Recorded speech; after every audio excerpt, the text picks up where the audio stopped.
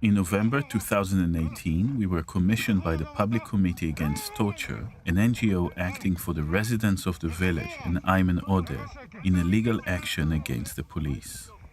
The police had to disclose all evidence to the NGO's legal team.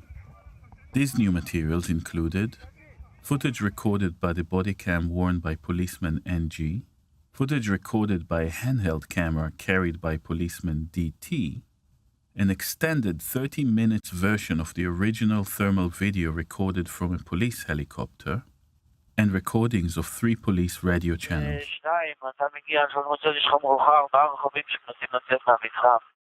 We compare these new sources to the footage we already had from Keren Manor and the Al Jazeera broadcast.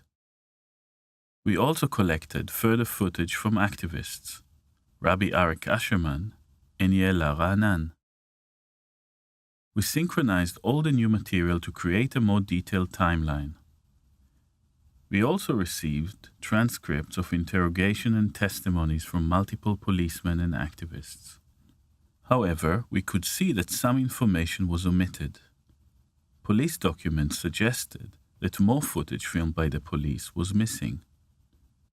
In the footage recorded by policeman NG's body cam, we could see further police cameras.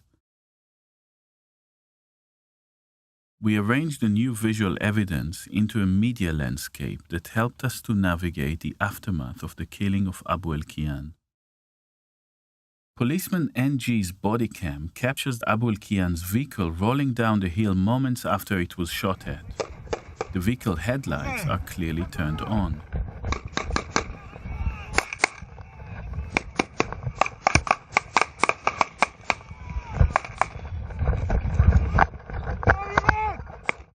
We initially suspected that Abu El-Kian might have been shot again at close range after his car had come to a stop. However, NG's body cam footage suggests that this is unlikely.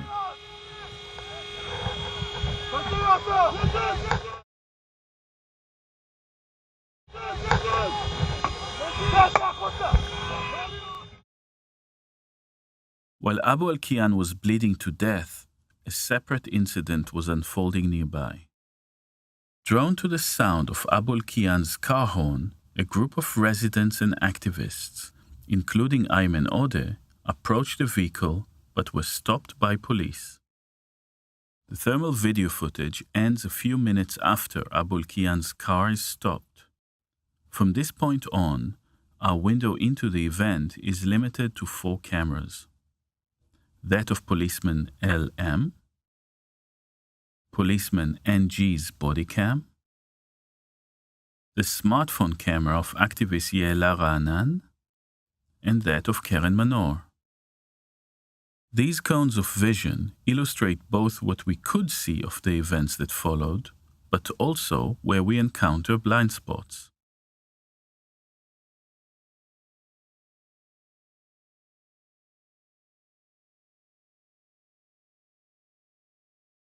Here, Ayman Odeh describes the events that followed.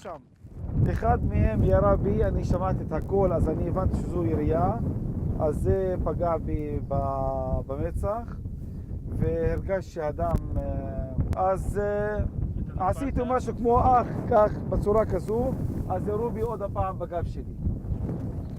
ופה נפלתי. במקום הזה נפלתי. We see this moment in Manor's footage. קודם פידל והצפור, אוקיי. אני שופך לך מים על הפרצוף. A photograph from later that day shows Odeh holding a sponge bullet, which he said was the type of bullet that hit him. However, the police cast doubt on Odeh's claim. לא ברור בכלל ממה הפציעה, ייתכן שהיא בכלל מהאבנים של המפגינים עצמם. To try to understand what happened, we return to Manor's footage. Shortly after 6 a.m., policeman EM sprays 5 people with pepper spray.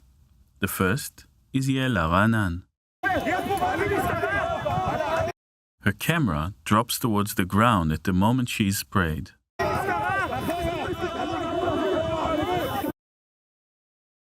3 3 seconds later, the same policeman pepper sprays Rabbi Arik Asherman.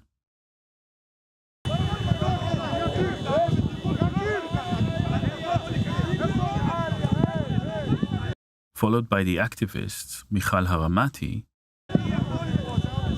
and Mahmoud Abu Saleh.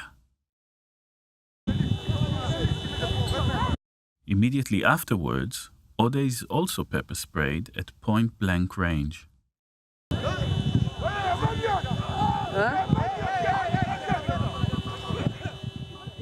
According to Ode, it was in the moments after being pepper sprayed that he was shot by sponge bullets. בואו נחזור לתיעוד המיוחד ממצלמות השוטרים. A year and a half after the incident, in 2018, a policeman leaked footage from LM's camera to Israel's Channel 10, which broadcast an edited version. This video had not been shared with our legal team. It was, however, sent to a prosecutor who was considering whether to press charges against the policeman involved. Despite previously claiming that Ode had been struck by a stone thrown by the villagers, police claimed in a broadcast that Ode's injury was caused by fragments from an exploding stun grenade. They accused Ode of giving false testimony. When we took a closer look, we found that the broadcast footage was made of multiple clips and that gaps in the footage occurred at critical moments. In the video, we hear police cameraman LM shouting, "Give them sponge."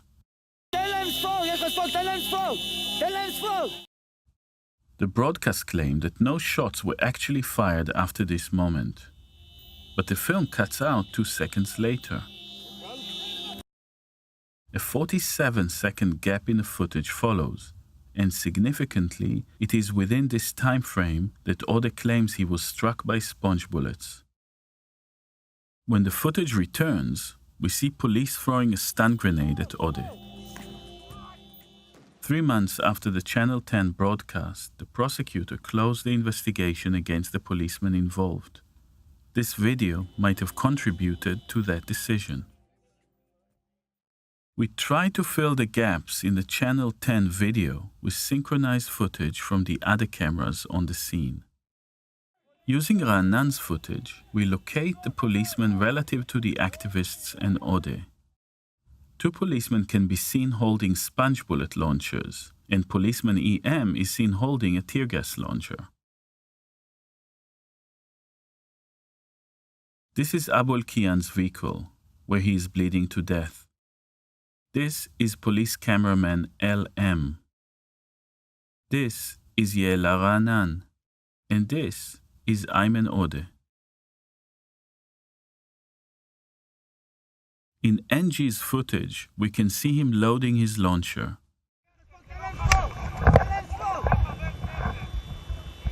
We can also see the barrel of policeman MM's launcher. A few seconds earlier, we hear the shout, "Give them sponge." Immediately after this, while we don't see a shot, we hear someone shouting in pain.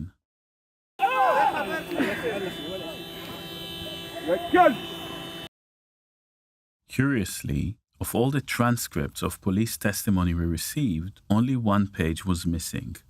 Lines 51 to 85 are omitted from the interrogation of the police cameraman LM. In the interrogation, the interviewer and LM are watching and discussing the footage LM recorded, which is the original, uncut video that we did not receive. In lines 104 and 106, the police interrogator questions LM.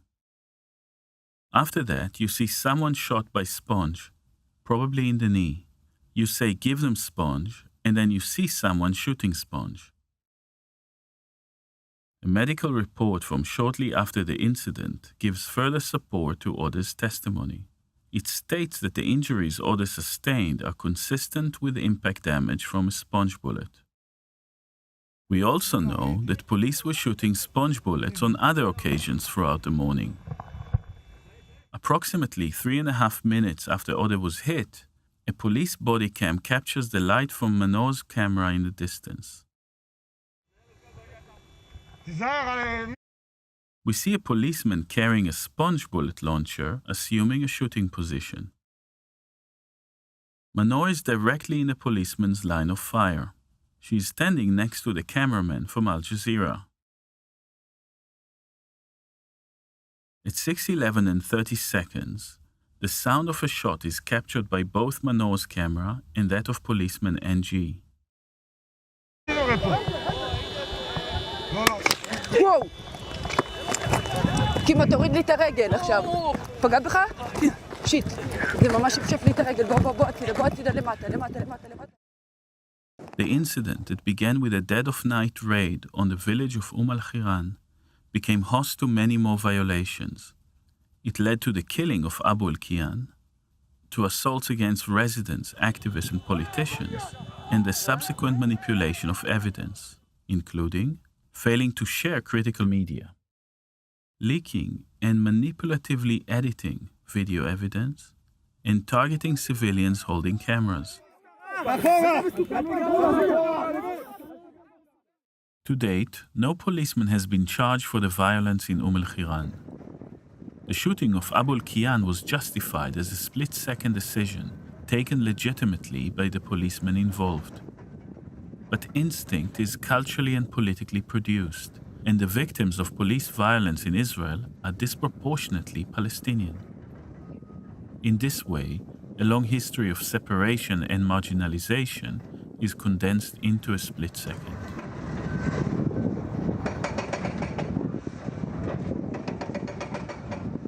When bulldozers demolished the village later that morning, they began with the homes of Abu al-Kiyan's family. The story of the demolition of Al-Khiran is not unique. Around 35 Bedouin villages, home to over 100,000 Palestinian Bedouin citizens, are illegalized and unrecognized by Israel. These communities are not marked on maps or serviced by infrastructure, and many are being demolished to make way for new Jewish settlements.